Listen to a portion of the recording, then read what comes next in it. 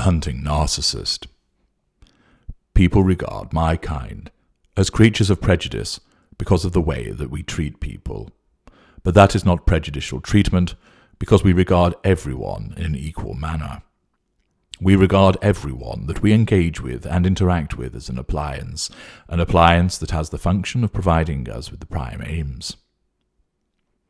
If I stand in a crowded bar, I do not see a white lady, a black man, a fat man, or a short-haired woman.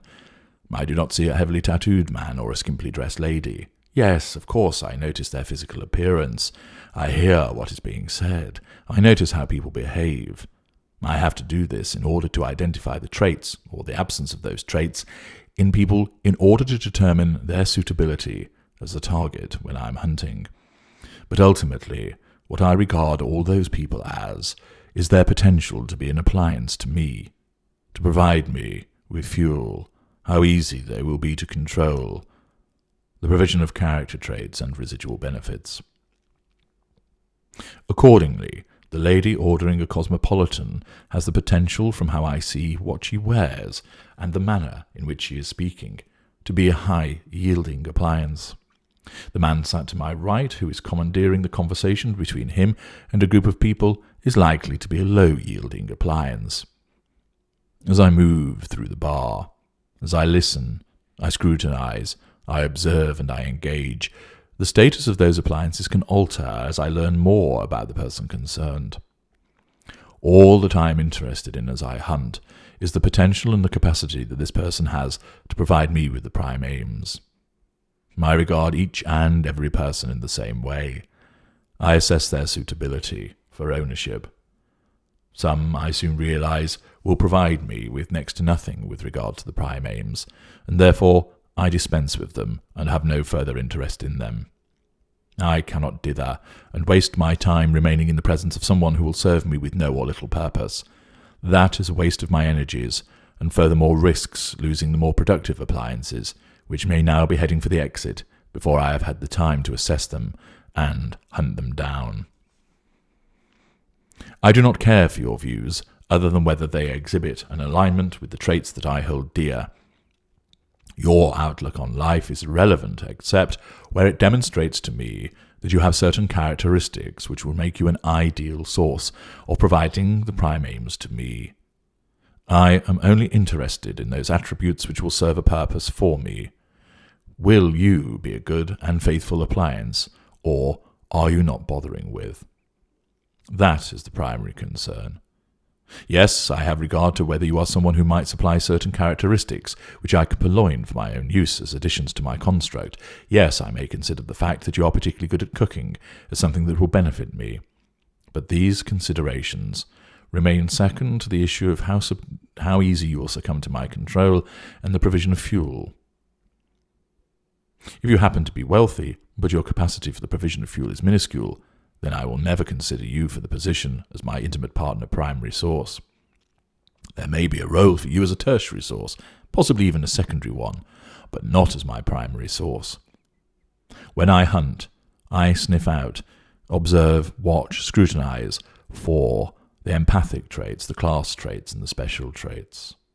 I look for those and the relationship with regard to the provision of the prime aims. I approach this assessment of your usefulness without bias or preconception. I apply an open mind to the consideration of whether someone will provide a useful role in the fuel matrix for me. Yet, for all of this demonstration of a fair-minded approach, I am still regarded as somehow despicable. I must hunt, and I must then consume, much like a lion on the plains. He must hunt down his fuel, hunting down the food, and consume it. He is a carnivore, and the other beasts that wander the plains are his prey, and yet nobody criticizes him as he stalks that buffalo and brings it down before devouring it. He knows no other way than to hunt in this manner, and neither do we. Whether we are aware or, more likely, unaware narcissists, this is the way that we operate. The unaware narcissists are not aware of what they are and see no wrong in the way that they behave.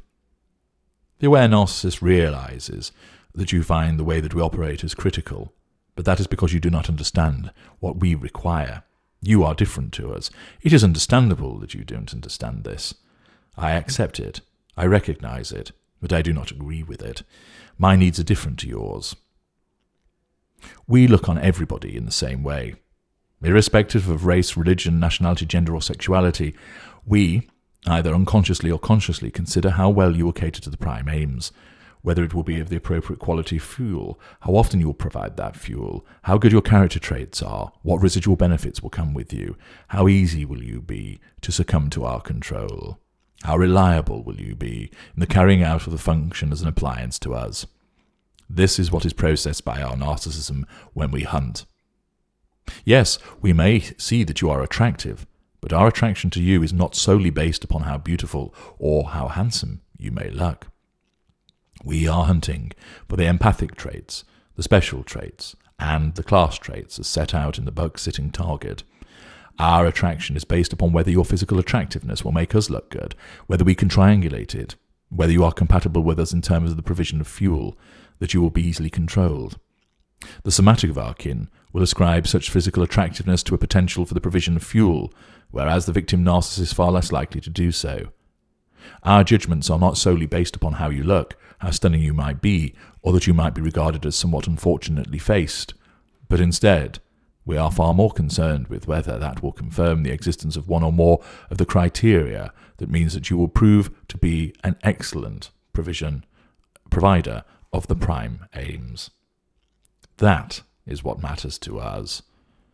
Other people, not of our kind, make prejudicial judgments, often about the people that they deal with, much of it on a subconscious level.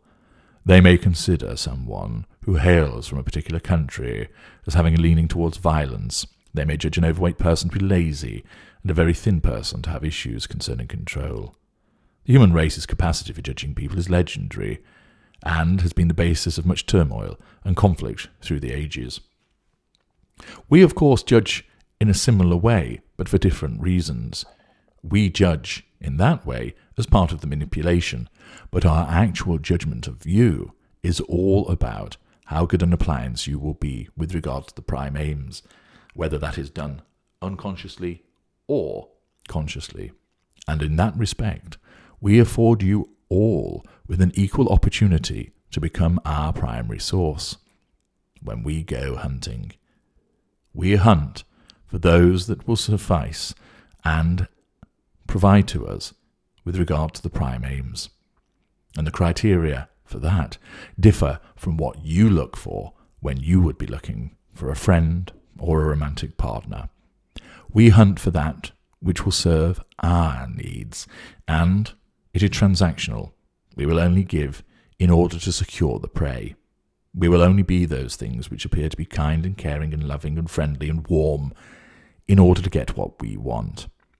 We are always hunting. This never stops. And what we hunt for are those things which demonstrate that you will be the best provider of the prime aims. And if so, then we place that target on you and hunt you down. I'm H.G. Tudor. Thank you for listening.